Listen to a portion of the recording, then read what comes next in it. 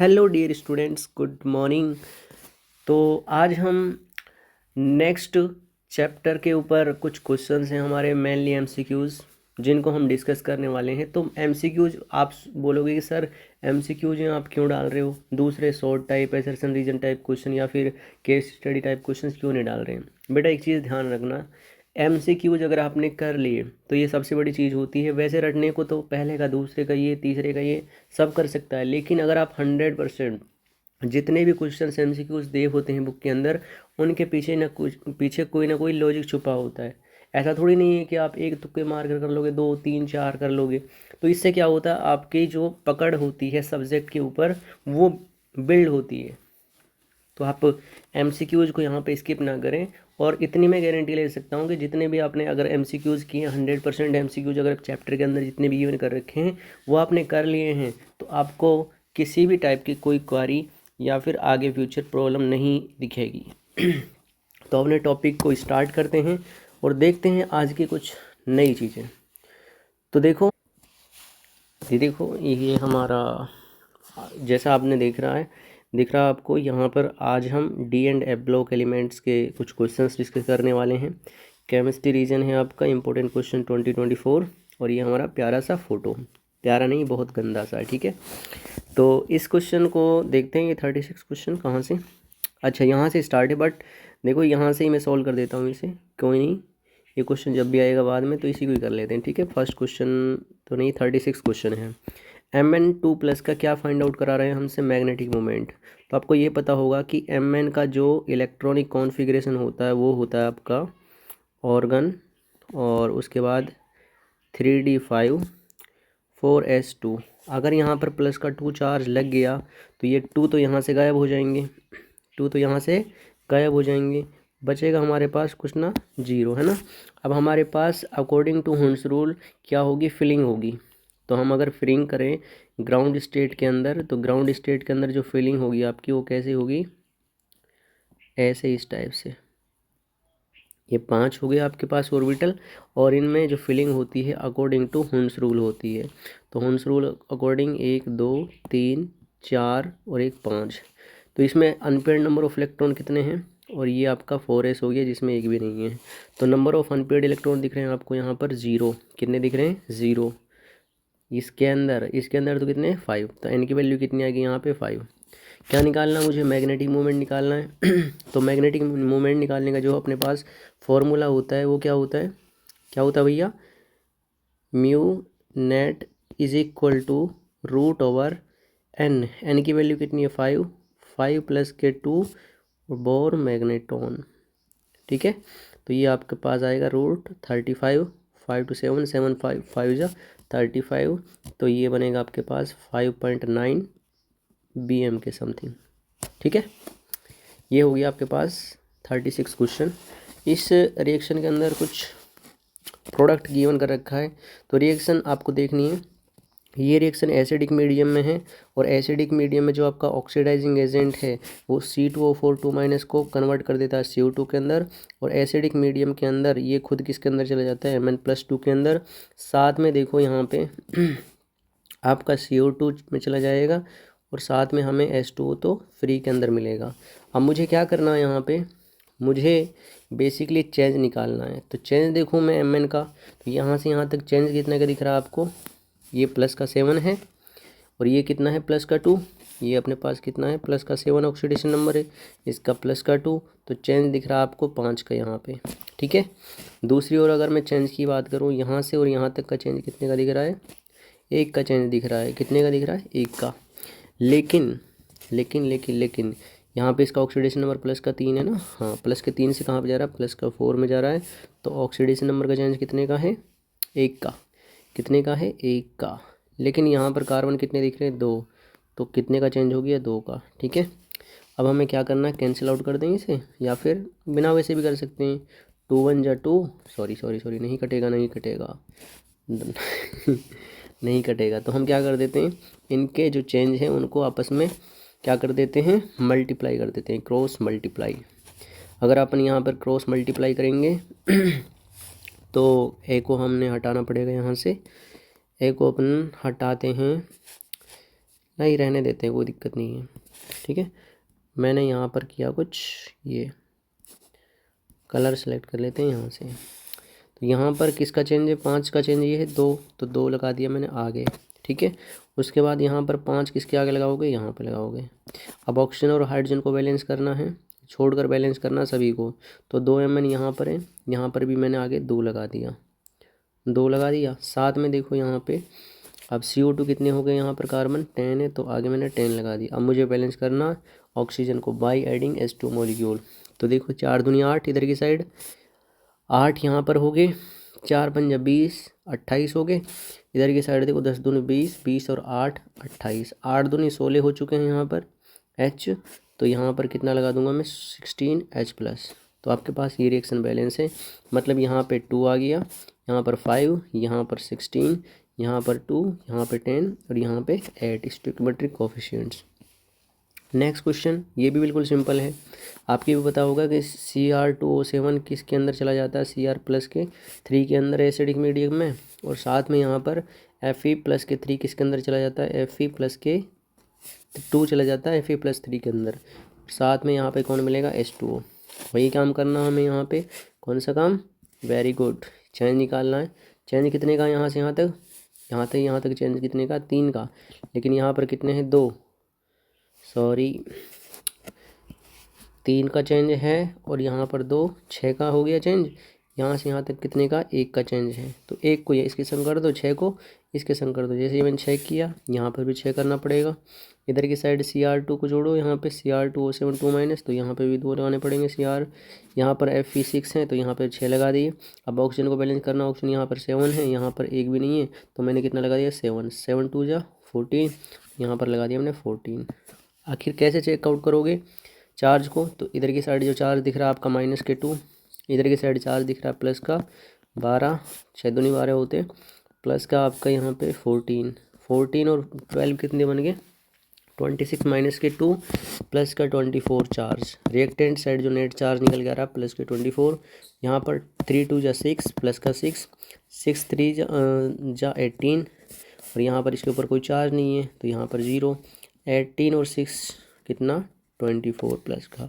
तो दोनों side charge balance same है, तो आपकी रिएक्शन बैलेंस होती है, अन्यथा नहीं होती। तो एक बार चेकआउट कर लीजिए कि आपके पास ये सही है या फिर नहीं है। नेक्स्ट क्वेश्चन मूव ऑन करें। अच्छा, ये अपने पास पहला है, D block element form complexes. D block elements complexes क्यों बनाते हैं, आपको भी पता होगा कि ये कोऑर्डिनेशन केमिस्ट्री के अंदर बहुत सारे हमने कोऑर्डिनेशन कॉम्प्लेक्सेस देखे थे, डबल साल्ट एडिशन वो देखे थे ना हमने कोऑर्डिनेशन केमिस्ट्री के अंदर, जो आपके पास लिगेंड्स होते हैं, जहाँ पर मोनोडेंटेट बाइडेंटेट, आपको खूब अच्छी तरीके से ध्यान होगा, आपने चैप्टर पढ़ा है। तो ड्यू टू लार्ज साइज़, ये तो बिल्कुल गलत है, लार्ज साइज़ तो होता ही नहीं है, तो ये तो हो गया गलत। ड्यू टू स्मॉल साइज़ सही बोल रहा है। एंड लो न्यूक्लियर चार्ज, अगर भैया न्यूक्लियर चार्ज कम होगा, मैंने बोला कि ये अपने पास न्यूक्लियस है और यहाँ से अपने पास कोई इलेक्ट्रॉन रखा हुआ है कुछ इस पोजीशन पर, यहाँ पर इलेक्ट्रॉन रखा हुआ है इस पोजीशन पर, तो इनके बीच में अट्रैक्शन होना ज़रूरी है भैया, इनके बीच में अट्रैक्शन होना ज़रूरी है। तो अट्रैक्शन जितना ज़्यादा होगा उतना ही तो ज़्यादा जेड इफेक्टिव होगा। तो जेड इफेक्टिव तो क्या होना चाहिए, ज़्यादा होना चाहिए, और साइज़ क्या होना चाहिए, कम होना चाहिए। ठीक है, तो ये 2 कंडीशन है, तो ये 2 कंडीशन किस में है, सी वाले ऑप्शन में, due to small size and high nuclear charge. So our correct answer that is C. Next question बोल रहा है, in transition series with increase in atomic number, जैसे जैसे आपका एटॉमिक नंबर इंक्रीज होता है, अगर मैं 21 से लेकर 30 तक की बात कर लेता हूँ, फ्रॉम स्कैंडियम टू जिंक, तो क्या होता है, स्कैंडियम टू जिंक क्या होता है, एटॉमिक नंबर बढ़ता है। तब पैरामैग्नेटिज्म कब बढ़ता है, जैसे जैसे आपके पास अनपेयर्ड नंबर ऑफ इलेक्ट्रॉन बढ़ेंगे, अनपेयर्ड इलेक्ट्रॉन्स बढ़ेंगे, वैसे वैसे आपके पास जो पैरामैग्नेटिज्म है वो भी क्या होगी, इंक्रीज होगी। तो अनपेयर्ड नंबर ऑफ इलेक्ट्रॉन्स पढ़ते हैं किधर की साइड, इधर की साइड। स्कैंडियम के अंदर अगर मैं बीच की बात करूं तो Mn का होता है प्लस का 7, ठीक है। उसके बाद ऑक्सीडेशन नंबर Fe का प्लस का 2 होता है, उसके बाद Fe+3 भी होता है, ठीक है। अगर मैं Zn की बात करूँ +2 होता है। तो पैरामैग्नेटिज्म यहाँ पे मिडिल में तक तो बढ़ती है, स्कैंडियम से लेकर यहाँ तक तो बढ़ती है मैग्नीज, लेकिन मैग्नीज के जस्ट आफ्टर आपका घटने लग जाता है। और इवन मैं बात करूँ Zn की, तो Zn के पास जो ऑफ नेचर होता है वो कैसा होता है, डायमैग्नेटिक, मतलब इसके पास कोई भी अनपेयर्ड नंबर ऑफ इलेक्ट्रॉन नहीं होता। तो पहले स्कैंडियम से जिंक मैग्नीज तक, क्योंकि मैग्नीज का जो ऑक्सीडेशन नंबर है +7 मैक्सिमम होता है, उसके बाद यहाँ पर डिक्रीज होना स्टार्ट हो जाता है। तो पहले इंक्रीज होता है मैक्सिमम तक, देन डिक्रीज होता है। तो our correct answer is C. उसके बाद है which of following has the magnetic moment of 35 bm। ये तो हमने अभी सॉल्व किया है। 35 कब आएगा, जब आपके पास unpaired number of electron n की वैल्यू कितनी होगी 5। और वो 5 किसके लिए पॉसिबल है यहाँ पर बताओ, किसके लिए है बताइए। हाँ, वो किसके लिए पॉसिबल है, केवल और केवल किसके लिए, Fe3+ के लिए। क्यों, क्योंकि Fe+3 जब Fe के ऊपर कोई चार्ज नहीं था तो 3d6 होता है और 4s2 होता है। लेकिन यहाँ पर चार्ज है तो 2 ये चले जाएंगे, एक यहाँ से चले जाएगा, तो मेरे पास क्या बन जाएगा, मेरे पास बन जाएगा 3d5 4s0। और यहाँ पे अनपेयर्ड नंबर ऑफ इलेक्ट्रॉन कैसे फिलिंग होगी, अकॉर्डिंग टू हॉर्न्स रूल। कैसे फिलिंग होगी, अकॉर्डिंग टू हॉर्न्स रूल। तो 1 2 3 4 और 1 5। तो n की वैल्यू कितनी आई 5, और 5 को मैंने कहाँ पे प्लेस कर दिया, इस फॉर्मूले के अंदर, √n+k2 इसके अंदर हमने प्लेस किया। तो मेरे पास म्यू नेट जो आपका डायपोल मोमेंट है वो निकल के आ जाएगा। तो √5 + के कितना 2 bm। तो अपने पास कितना आएगा √35। ओके, इसमें से एक नंबर का क्वेश्चन कंफर्म है, ठीक है, इसमें से एक नंबर का क्वेश्चन आपके लिए कंफर्म है ये, तो इसे बिल्कुल अच्छी तरीके से कर लीजिएगा। विच of following statement is not true. इसमें बोला गया है which of following statement is not. इसमें बिल्कुल क्लियर है कि मेरे पास पहला जो स्टेटमेंट है वो बोल रहा है on H2A through the acidified K2Cr2O7 solution milky colour is observed. ये बिल्कुल राइट है, क्योंकि मिल्की कलर होता है, आपने जो मैकेनिज्म पढ़ी होगी K2Cr2O7, और दूसरा आपके पास था KMnO4। ये दो हमारे पास कंपाउंड्स थे डी ब्लॉक एलिमेंट्स के, जो अपने NCERT के अंदर गिवन कर रखे थे। तो ये तो बिल्कुल राइट है, ठीक है। इसमें Na2Cr2 is preferred over Ki2Cr2 in volumetric analysis. बिल्कुल सही बोल रहा है ये कि Na2Cr2 इज़ प्रेफर्ड करते हैं हम किसकी जगह, Cr2O7 वॉल्यूमेट्रिक एनालिसिस के अंदर, क्योंकि ये हमने पढ़ा था ये होता है हाइग्रोस्कोपिक नेचर के अंदर, हाइग्रोस्कोपिक इन नेचर के अंदर कैसा होता है, हाइग्रोस्कोपिक होता है। K2Cr2O7 solution is acidic medium in orange, बिल्कुल राइट बोल रहा है। एसिडिक मीडियम के अंदर ऑरेंज होता है, कैसा होता है, एसिडिक मीडियम के अंदर होता है ऑरेंज, और एसिडिक मीडियम ऑरेंज होता है। जबकि दूसरा बोल रहा है solution become yellow on increasing the pH beyond 7। अगर pH आपका बियॉन्ड 7 है तो इसका जो कलर होता है वो कैसा बोला गया है इसने, येलो। लेकिन ये बिल्कुल रॉन्ग है, क्योंकि आपको ये पता होगा मेरे पास दो कंपाउंड होते हैं। एक तो होता है अपने पास Cr2O7 2- और एक होता है हमारे पास CrO4 2-। इसको बोलते हैं डाइक्रोमेटाइन, इसको बोलते हैं क्रोमेटाइन। ये pH, जब मैं pH लेके चलता हूँ यहाँ पे, pH लेके चलता हूँ यहाँ पे less than pH less than 4 लेके चलता हूँ, तो इसका नेचर होता है एसिडिक। और ये कलर कैसा शो करता है आपका, ऑरेंज। कैसा कलर शो करता है, ऑरेंज। लेकिन जब pH आपका ग्रेटर देन हो 4 तो ये नेचर के अंदर होता है बेसिक, और ये कैसा कलर शो करता है, येलो। लेकिन इसने 7 की जगह यहाँ पर कितना बोला गया है, 4 बोला गया है। तो इसमें जो आपका कलर होगा वो कौन सा होगा, ऑरेंज कलर होगा, लेकिन इसने बोला है येलो कलर। तो ये तो बिल्कुल रॉन्ग है। तो इसीलिए आपका जो आंसर होगा वो डी हो जाएगा, क्योंकि ये अपने पास येलो कलर बोल रहा है। अगर ये ऑरेंज होता तब ठीक होता। तो ये अपने पास 4th क्वेश्चन था जो इस टाइप से होगा। The maximum oxidation state of the 3D series, आपको सभी को पता है वो मैग्नीज़ की होती है। मैग्नीज़ का आपका जो कॉन्फ़िगरेशन होता है वो कितना होता है, 3D5 4s2, तो ये 7 इलेक्ट्रॉन प्लस का 7 ऑक्सीडेशन स्टेट शो करता है, लाइक अपने पास KMnO4 जैसे कंपाउंड के अंदर। ठीक है, उसके बाद देखो number of unpaired electron in Mn+ के 4, Mn+ के 4 के अंदर कितने अनपेड नंबर ऑफ इलेक्ट्रॉन्स होंगे। बिल्कुल सिंपल है, कोई इसमें ज़्यादा सोचने की बात आपको नहीं है, सिंपल। आप मैग्नीज का क्या जानते हो, इलेक्ट्रॉनिक कॉन्फ़िगरेशन होता है 3d5 4s2। जब आपका चार्ज नहीं था, लेकिन यहाँ पे चार्ज बोला गया +4 मतलब 4 इलेक्ट्रॉन घटा दो, 2 तो अपने पास ये ख़त्म हो गए, 2 अपने पास ये ख़त्म हो गए, और 2 इससे यहाँ से ख़त्म हो गए, 2 यहाँ से ख़त्म हो गए, तो कितने बच गए यहाँ पर 3।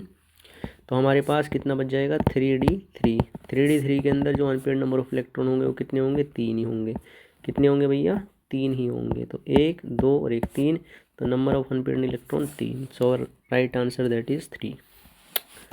Formation of interstitial compound of the transition metal max it.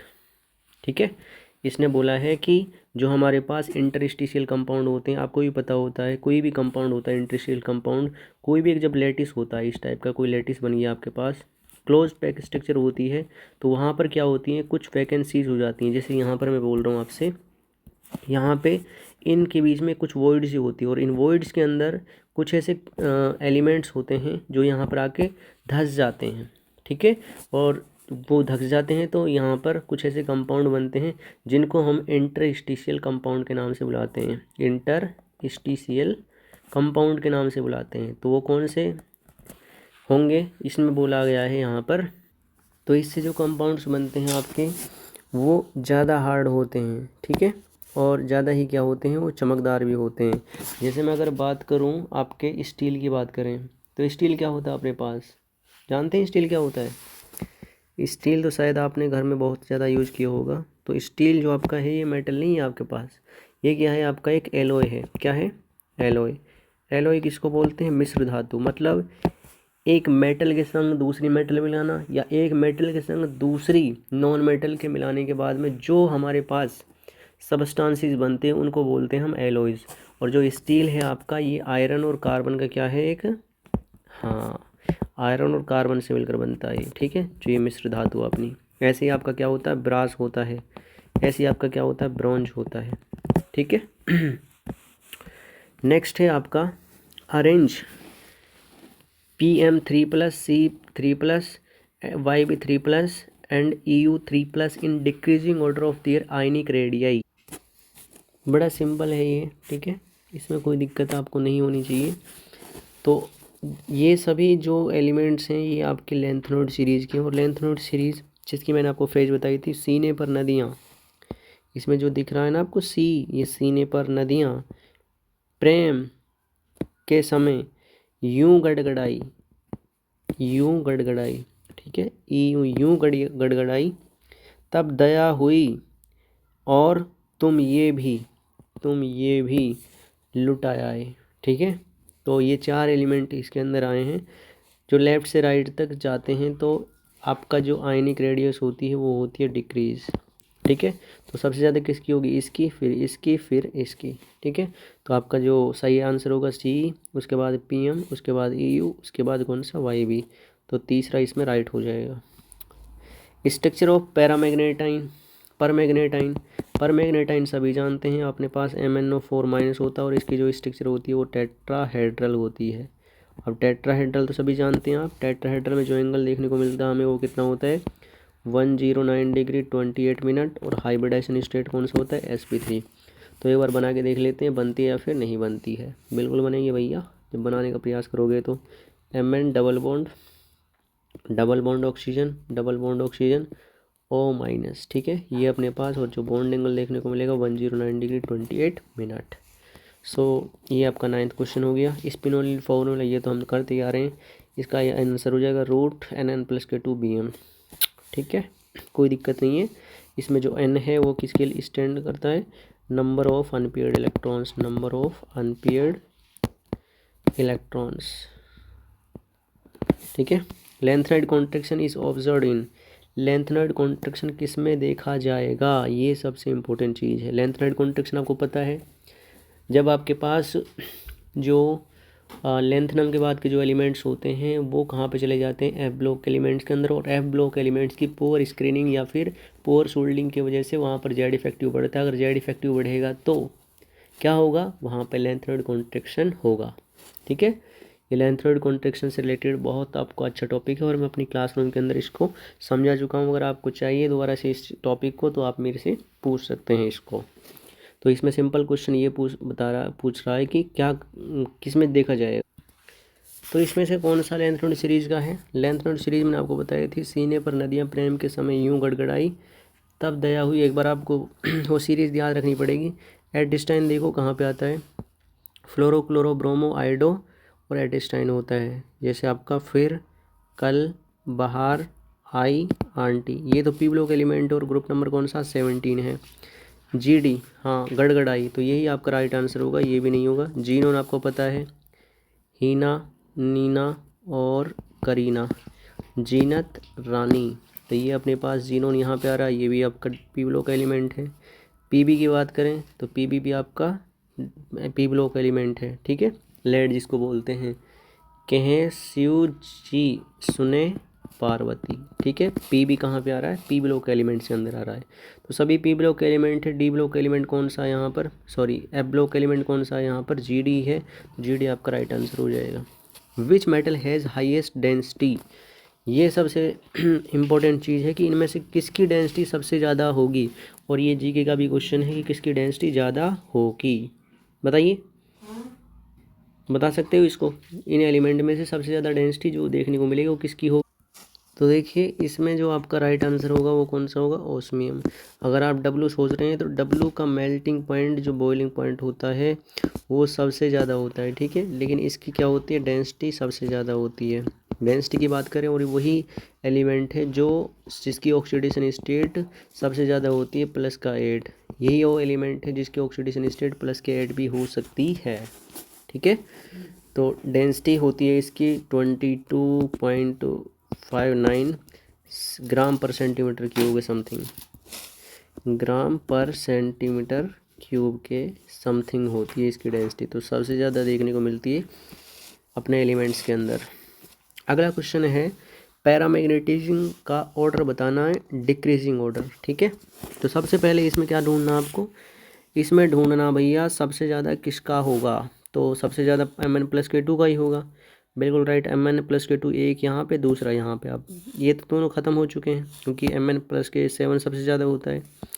तो यहाँ पर Mn+K2, उसके बाद है कोबाल्ट। कॉपर का +2 तो हो ही नहीं सकता, नहीं हो सकता। क्यों नहीं हो सकता, क्योंकि कॉपर +K2 कितना होता है आपका 3D9 4S0 होता है। तो इसमें अनपेड नंबर ऑफ इलेक्ट्रॉन कितने आएंगे, 1 आएगा इसमें। ठीक है, तो इसमें नहीं होगा ये भी। कौन सा आपका राइट आंसर होगा, ये वाला। तो एक बार कंफर्म करके देख लेते हैं कि हमारे पास Mn+K2 के अंदर तो आपको 5 इलेक्ट्रॉन मिलेंगे। वहीं पर अगर मैं कोबाल्ट की बात करूँ, CO+K2 की बात करूँ तो कोबाल्ट का होता है cobalt, nickel, copper, zinc, iron, cobalt 3D7 और 4S2 की बात कर रहा है 7। तो यहाँ पर अनपेयर्ड नंबर ऑफ इलेक्ट्रॉन कितने, 7। अब ये मैं सोचना कि 5 और 7 ज़्यादा होते हैं। ठीक है, आप जब फिलिंग करोगे 5 ऑर्बिटल के अंदर तो वो डिक्रीज हो जाता है। ठीक है, अनपेयर्ड नंबर ऑफ इलेक्ट्रॉन नहीं है, टोटल इलेक्ट्रॉन से ये। तो एक बार देख लेता हूँ मैं यहाँ पर फिलिंग कैसे होगी, 1 2 3 4 और एक आपका 5। फिलिंग करते हैं अपन यहाँ से ऐसे ही, 1 2 3 4 5 6 और एक 7। तो 3 अनपेयर्ड बच रहे हैं यहाँ पर, तो 3 अनपेयर्ड नंबर ऑफ इलेक्ट्रॉन यहाँ पे। ठीक है, यहाँ पर कितने थे, 5, क्योंकि 5 ऑर्बिटल में सिंगल ऑक्यूपाई हो चुका है। तो एन की वैल्यू कितनी आ गई, 5। यहाँ पर कितनी है, 3। उसके बाद है कॉपर +K2। कॉपर का +2 आपको पता होगा, अभी बताया मैंने, 3D कितना 9 4S1। तो अनपेयर्ड नंबर ऑफ इलेक्ट्रॉन कितने आएंगे यहाँ पर, 1 ही आएगा। कितना आएगा, 1 आएगा। वो क्यों आएगा, इधर देख लो, 1 2 3 4 5 6 7 8 और एक 9। तो यही एक इलेक्ट्रॉन बचा है यहाँ पर जिसका अनपेयर्ड नंबर ऑफ इलेक्ट्रॉन कितना, 1। उसके बाद है Cr2+। Cr2+ की बात करें तो क्रोमियम का होता है 3D5 और 4S1, 3D5 4S1। तो यहाँ पर अगर 3D5 4S1 है तो बिल्कुल आपको ये देखना पड़ेगा। सॉरी, यहाँ पे कुछ मिस्टेक हो सकती है, एक बार दोबारा देख लेते हैं। Cr की बात कर रहा है ना, क्रोमियम। क्रोमियम का ये होता है, यहाँ से 2 घटाने, तो एक तो यहाँ से ये ख़त्म हो गया और एक यहाँ से ख़त्म हो गया 4। तो अनपेयर्ड नंबर ऑफ इलेक्ट्रॉन कितने आ रहे हैं? 4 आ रहे हैं। तो ये थोड़ा सा इल्यूजन लेके आ रहा है, तो ये भी आपका राइट आंसर नहीं होगा। मतलब ये भी रॉन्ग हो गया, ये भी रॉन्ग हो गया, ये भी रॉन्ग हो गया, अब ये भी रॉन्ग हो गया क्योंकि स्टार्टिंग में नहीं आ सकता। इसको देखते हैं अपन, ठीक है, इसको देखते हैं।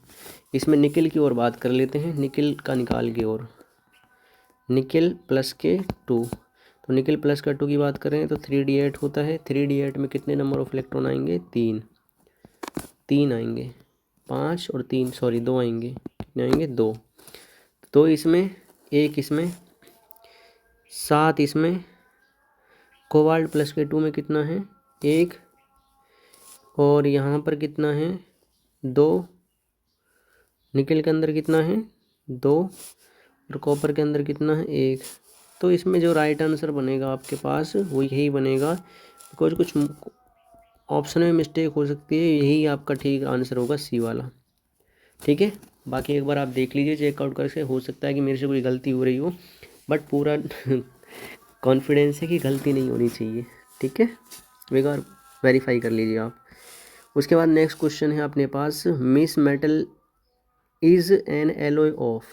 सिंपल क्वेश्चन आपके लिए मैं बता दूं, जो मिस मेटल होता है एलॉय, इसके अंदर 50% तो होता है सीरियम। क्या होता है? 50% होता है इसके अंदर सीरियम। ठीक है, ठीक है, साथ में 25% होता है लेंथनम। 25% लेंथनम, बिल्कुल राइट आंसर आपका कौन सा हो जाएगा? बी। उसके बाद यहाँ पर 15% होता है आपके पास न्यूडाइनियम, जिसको हम NB के नाम से दर्शाते हैं।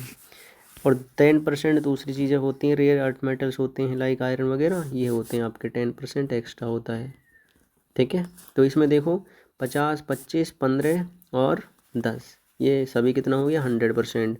तो इसमें मेन जो कंपोनेंट है आपका वो सीरियम है। सीरियम इसके अंदर दिख नहीं रहा, लेंथनम है, तो लेंथनम आपका राइट आंसर हो जाएगा। थोरियम भी नहीं है, नाइट्रोनियम भी नहीं है इसके अंदर, और आयरन भी नहीं है, अगर उसका भी लगाते हैं हम।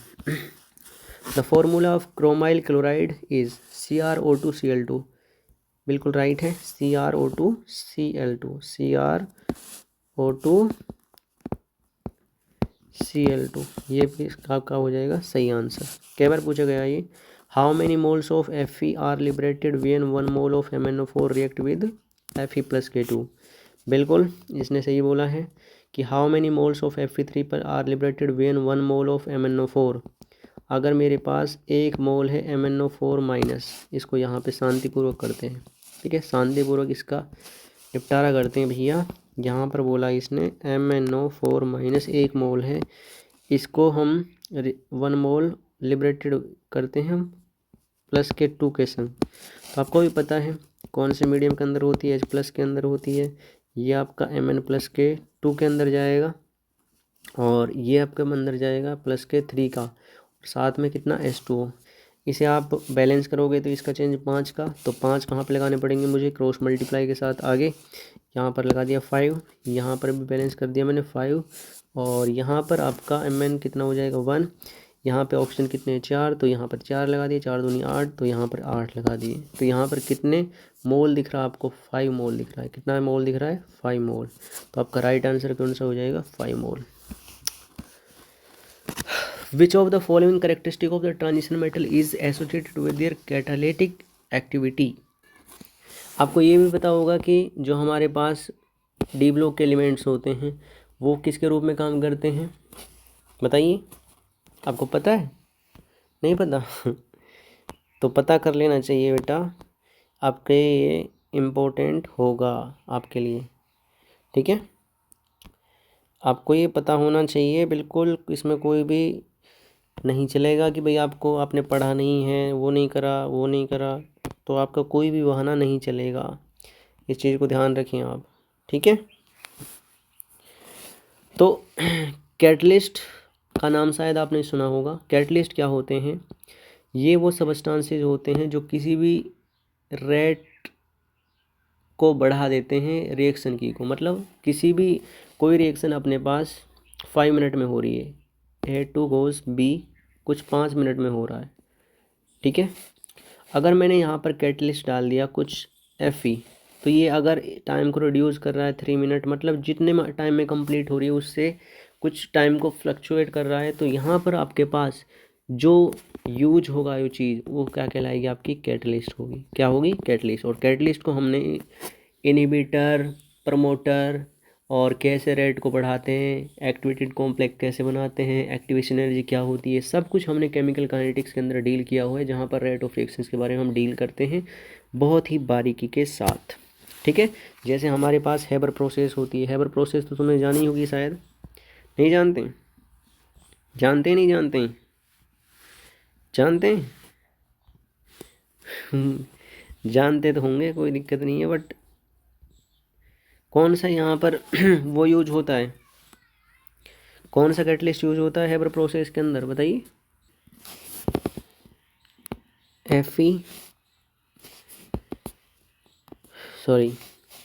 Fe होता है जब हमारे पास इरेज करो इसे, जब हमारे पास N2+K(H2) रिएक्ट कर कर क्या बनाते हैं? अमोनिया। तो यहाँ पर 2, यहाँ पर कितने लगा दो? 3। तो आयरन क्या क्या यूज किया जाता है? एज ए कैटलिस्ट यूज किया जाता है। तो कैटलिस्ट किसके लिए यूज किया जाता है? क्योंकि इनकी जो ऑक्सीडेशन स्टेट होती है वो क्या होती है? वेरिएबल होती है। क्या होती है? वेरिएबल। आपने सुना भी होगी, एक आयरन है आपका +2 भी करता है, +3 भी करता है। जैसे आपके पास मैग्नीज होता है, मैग्नीज आपका +2 भी करता है, +4 भी करता है, +7 तक भी करता है। तो वेरिएबल ऑक्सीडेशन स्टेट शो करते हैं, इसी कारण से इनको क्या बोला जाता है? कैटलिस्ट के रूप में यूज किया जाता है। तो इसका राइट आंसर कौन सा होगा? B. Reason for lanthanoid contraction is very simple. बताओ लेंथेनॉइड कॉन्ट्रैक्शन किसकी वजह से होता है? इसमें जेड इफेक्टिव का क्या होता है? देखो अपने पास लेंथेनॉइड कॉन्ट्रैक्शन कहाँ से स्टार्ट होता है?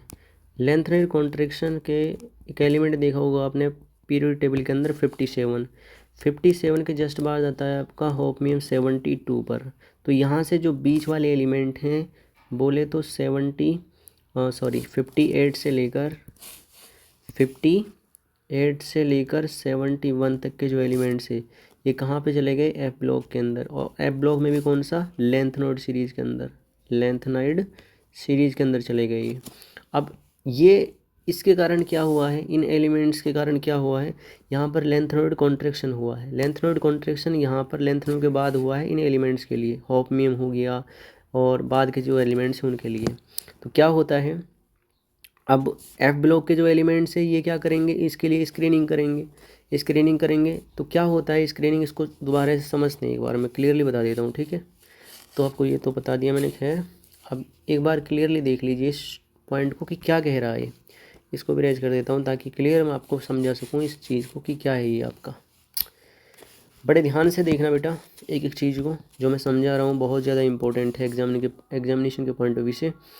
तो होता कुछ ऐसे है, मेरे पास कोई भी एक क्या है? एलिमेंट है, कोई भी एक्स एलिमेंट है। यहाँ पर इसके पास एक से ज़्यादा सेल होते हैं और यहाँ पर इलेक्ट्रॉन होते हैं कुछ। क्या होते हैं? इलेक्ट्रॉन्स। इलेक्ट्रॉन इनर सेल के अंदर भी होते हैं और बाहरी सेल के अंदर भी होते हैं नहीं होते हैं। ये जो इलेक्ट्रॉन आपको दिख रहे हैं यहाँ पर, ये जो इलेक्ट्रॉन हैं ये इनर सेल के हैं। क्या हैं ये?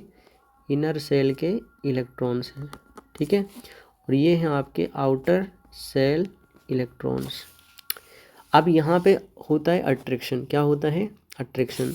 किस किस के बीच में अट्रैक्शन देखने को मिलता है? इस न्यूक्लियस और इन इलेक्ट्रॉन्स के बीच में यहाँ पर अट्रैक्शन देखने को मिलता है। दूसरी बात आपको ये भी पता होगा कि यहाँ पर इलेक्ट्रॉन के बीच में होता है रिपल्सन। यहाँ पर होता है रिपल्सन, यहाँ पे होता है रिपल्सन।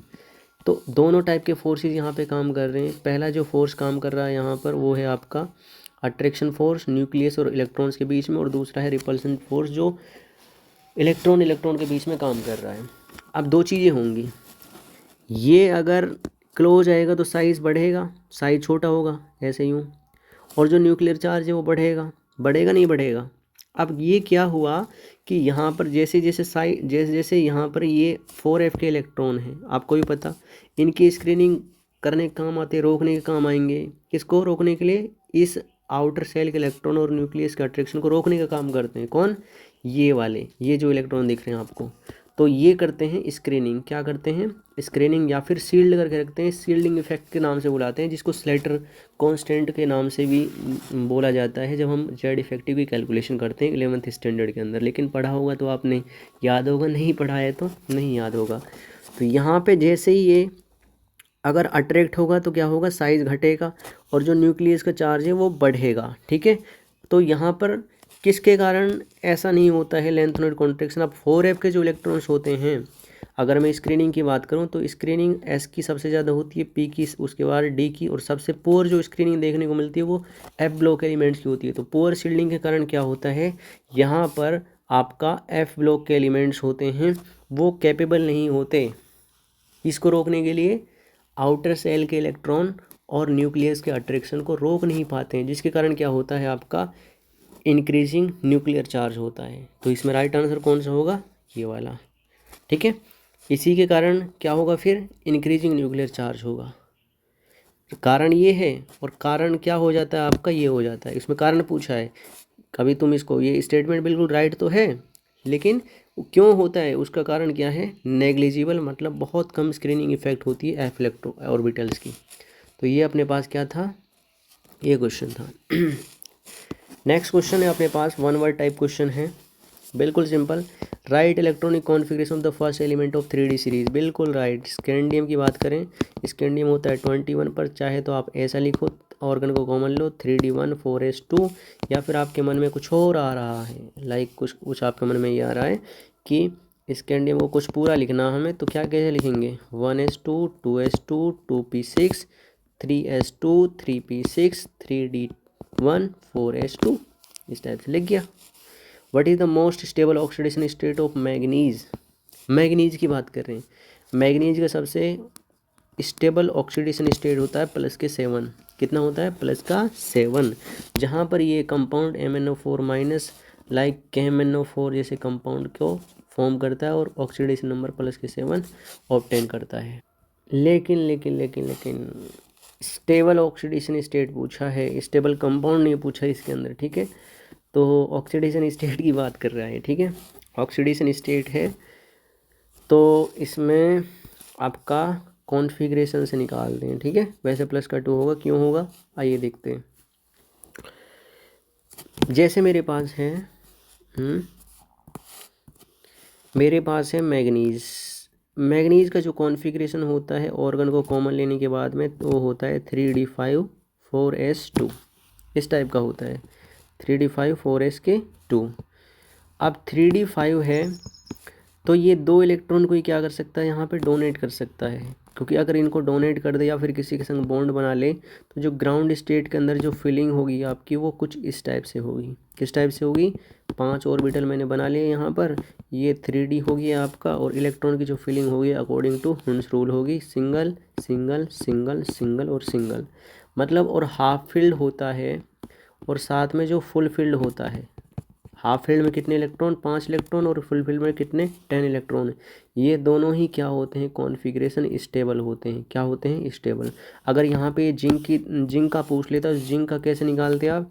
जिंक का आपको पता होता है, जिंक +2 होता है, और इसमें 3d10 है, तो इसका स्टेबल कॉन्फ़िगरेशन है। इसीलिए ये एक ऐसा एलिमेंट है जो कोई भी दूसरी ऑक्सीडेशन स्टेट शो नहीं करता एक्सेप्ट +2। इसका कोई भी दूसरा ऑक्सीडेशन स्टेट नहीं है, because it has the stable configuration 3d10, it has the fulfilled configuration। Okay, तो ये था आपके पास मैग्नीज का। तो आंसर कौन सा हो जाएगा इसमें? +2, मतलब Mn+K2 स्टेबल ऑक्सीडेशन स्टेट है मैग्नीज की, due to its half filled configuration. Right the formula of dichromate ion. Very simple. Dichromate ion क्या होता है? डाइक्रोमेटाइन, डाई बोले तो 2, क्रोमेट बोले तो क्रोमियम, और O7 2-, ये डाइक्रोमेटाइन है। याद रखना बेटा, ये डाइक्रोमेटाइन है, ये डाइक्रोमेटाइन है। अगर मैं यहाँ पर पोटेशियम से इसको कर दूँ, 2- के चार्ज को हटाने के लिए कितना लगाना पड़ेगा? 2 पॉजिटिव चार्ज, तो 2 पॉजिटिव चार्ज कौन बैलेंस करेगा, K2 Cr2O7। ये अपने पास क्या बन गया, पोटेशियम डाइक्रोमेट, पोटेशियम डाइक्रोमेट। ठीक है, तो ये इस चीज़ से है। Name the metal which is try positive charge represent the following electronic configuration. Right the metal with try positive charge represented by the following electronic configuration. मतलब इसमें देखो कितने हैं, उसके ऊपर 3 चार्ज है और उसके पास 2 तो 4, 4 से 10, 2 12, 12 से 18, 18 और 3 21, 21 और 3 24, मतलब Cr प्लस के 3 ट्राई पॉजिटिव। तो उसके बाद यही तो बचेगा, ऑर्गन को मैंने कॉमन लिया और 3D कितना बचेगा, सॉरी ऑर्गन को कॉमन लिया। अभी तो इसमें दिक्कतें आएंगी। कौन सी, 3D 3 दिखा रहा ना, इसके कौन से गायब हो चुके हैं, 4s के भी गायब हो चुके हैं ना, तो 4s के गायब हो चुके हैं, तो 4s के भी मुझे इंक्लूड करने पड़ेंगे यहाँ पे। तो इसमें बड़े ध्यान से देखना, 4s यहाँ पर मिसिंग है क्योंकि 3D जहाँ पर होगा उसके संग यहाँ पर 4s भी इन्वॉल्व होगा। ठीक है, अब देखो इसमें ट्राई पॉजिटिव है, ट्राई पॉजिटिव का मतलब यहाँ पर 2 होंगे आपके और 1 इसमें बढ़ा दो तो 4, मतलब क्रोमियम की बात कर रहा है ये। तो क्रोमियम आपका कितना होता है, 3D 5 और 4s कितना होता है, 1 होता है। ठीक है, तो 1 यहाँ से गया आपका, 1 यहाँ से गया आपका ये वाला, और 2 यहाँ से गए, 2 यहाँ से गए, तो हमारे पास कितना बचेगा, ऑर्गन 3D 3 बचेगा। तो आपका क्रोमियम प्लस के 3 ही वही चार्ज होगा जो आपके पास यहाँ पर ये होगा। ठीक है, right the name and atomic number of 9th element of 3D series. Very simple को 29 पे आ रहा है। ठीक है, 9th एलिमेंट बात कर रहा है ना, कॉपर होगा आपका। और इलेक्ट्रॉनिक कॉन्फ़िगरेशन पूरा ही लिखते हैं तो आप पूरे लिख सकते हैं। पूरा कैसे लिखेंगे आप, पूरा इस टाइप से लिखेंगे, 1s2 2s2 2p6 3s2 3p6 3d10 और 4s1। ठीक है, 4s1 इस टाइप से लिख सकते हैं। ठीक है, या फिर आप ऐसा लिख सकते हैं, ऑर्गन को कॉमन लिया 3d10 और 4s1, ये भी आपका राइट है। दोनों तरीके से लिख सकते हैं, जैसा आपकी मन की मर्जी करती है वो आपकी मर्जी ही चलेगी। ठीक है, right the electronic configuration of cerium की बात कर रहे हैं। सीरियम का कॉन्फ़िगरेशन क्या होगा, सभी को पता है, पहला एलिमेंट है सीरियम। कौन सा है आपका सीरियम, पता है कौन सा है, नहीं पता 58 पर ही तो होता है, 58 पर, जस्ट आफ्टर किसके बाद, लेंथनम के बाद। तो जीनोन को हमने कॉमन लेते हैं। उसके बाद पहला एलिमेंट 4f1 हो गया, 5d में कितना होगा 1 और 6s कितना होगा 2। ये इसका इलेक्ट्रॉनिक कॉन्फ़िगरेशन है किसका, सीरियम का, जिसको हम रिप्रेजेंट करते हैं सी से। कौन सी सीरीज़ के अंदर आता है ये भी बता दूं मैं, लेंथेनाइड सीरीज़ के अंदर आता है। और कौन सा एलिमेंट है लेंथेनाइड सीरीज़ का, फर्स्ट एलिमेंट है। सीने पर नदियां प्रेम के समय यूं गुड़गुड़ाई, तब तुम आए, तब दया हुई और तुम ये भी लुटा आई, इस टाइप से ये इसकी फ्रेज है जो मैंने बताई। अगला क्वेश्चन, नेक्स्ट थ्योरेटिकल क्वेश्चन है। इसमें पूछा है कि मेरे पास जो निकिल है वो एक कॉम्प्लेक्स बना रहा है, और ये कॉम्प्लेक्स है अपने पास, वो कॉम्प्लेक्स का नाम क्या है, K2NiCl का होल 6 और कुछ नहीं। ठीक है, ऑक्सीडेशन नंबर की बात करूँ तो यहाँ पर ऑक्सीडेशन नंबर कितना होगा, प्लस का 2 ये, उसके बाद x माना, माइनस के यहाँ पे 6, नेट चार्ज, तो x इक्वल टू कितना रहा, प्लस के 4। तो यहाँ पर ये वो बात बोल रहा है कि निकिल एक कॉम्प्लेक्स बना रहा है 6 लिगेंड के संग। कितने लिगेंड के संग, Cl के संग, यहाँ पर दूसरा Cl यहाँ पर, तीसरा Cl यहाँ पर, चौथा Cl यहाँ पर, पांचवा Cl यहाँ पर, छठा Cl यहाँ पर। इस टाइप से ये क्या बना रहा है, कॉम्प्लेक्स बना रहा है इस टाइप से। तो इसने बोला है कि मेरे पास जो ये कॉम्प्लेक्स बना है ये क्यों नहीं पाया जाता। तो इसका राइट आंसर क्या है, क्योंकि बेचारा बहुत ज़्यादा क्या है, ये गरीब है। गरीब का मतलब इसका साइज़ है वो कितना है, बहुत ही ज़्यादा स्मॉल है। क्या है, स्मॉल। और it can not hold 6 ligands at one time. भैया 6 लिगेंड अपने ऊपर रखने बहुत बड़ी बात होती है, इसीलिए जो आपका K2NiCl6 है वो पाया नहीं जाता है नेचर के अंदर, ये बहुत बोल रहा है, ठीक है। तो साइज़ इसका फैक्टर है, प्लेटिनम साइज़ की बात कर रहा है कि इसमें आप लिख सकते हैं size of nickel is so small so it can not hold 6 ligand at a time of K2NiCl6 is not possible. जबकि आपका K2PaTCl6 पॉसिबल है, क्योंकि प्लेटिनम का आपका साइज़ लार्ज होता है। अगर मैं इसकी जगह ना प्लेटिनम लिख दूं तो ये पॉसिबल हो जाएगा, क्योंकि इसका साइज़ बड़ा होता है प्लेटिनम का। ओके तो बड़ा सिंपल क्वेश्चन, कुछ नहीं है। तो भैया हॉस्पिटल में जो आपका पोटेशियम परमैंगनेट होता है वो सर्जरी करने वाले जो इंस्ट्रूमेंट होते हैं उनको साफ़ करने के लिए क्यों यूज किया जाता है? तो इसका सबसे बड़ा आंसर क्या है, क्योंकि ये आपका किसके रूप में काम करता है, एक ऑक्सीडाइजिंग एजेंट के रूप में काम कर रहा है। आपको भी पता है ऑक्सीडाइजिंग एजेंट के रूप में काम करता है। और ऑक्सीडाइजिंग एजेंट क्या होते हैं, जो इटसेल्फ क्या हो रिड्यूस और दूसरों को क्या करें, ऑक्सीडाइज अदर्स, वो क्या कहलाते हैं, ऑक्सीडाइजिंग एजेंट कहलाते हैं। लेकिन ये तो थोड़ा सा अजीब हुआ।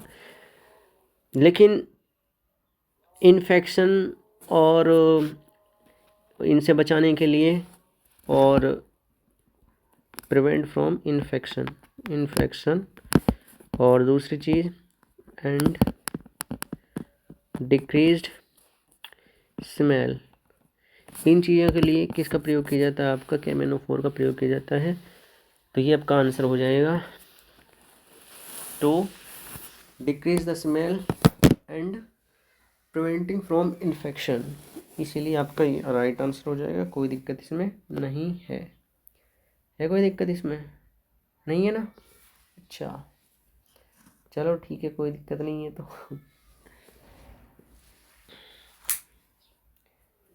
नेक्स्ट क्वेश्चन क्या कह रहा है, ये भी देख लेते हैं। रुको एक सेकेंड, थोड़ा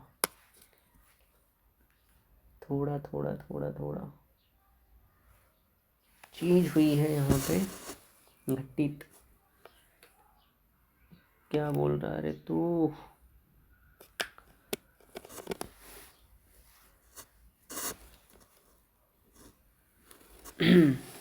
चलो डू कंटिन्यू करते हैं अपने लेक्चर को आगे। बस इतना सही है, ओके। तो I think it is sufficient. तो मिलेंगे आपसे कभी दोबारा नए लेक्चर के संग। तब तक आप बने रहिए हमारे साथ और इस चैनल को सब्सक्राइब कर लीजिए, क्योंकि ये आपका टर्निंग पॉइंट हो सकता है लाइफ का। ये सबसे बड़ी चीज़ बता रहा हूँ आपके लिए मैं, ओके। तो टिल देन टाटा बाय, मिलते हैं कभी दूसरे लेक्चर के अंदर। Thank you.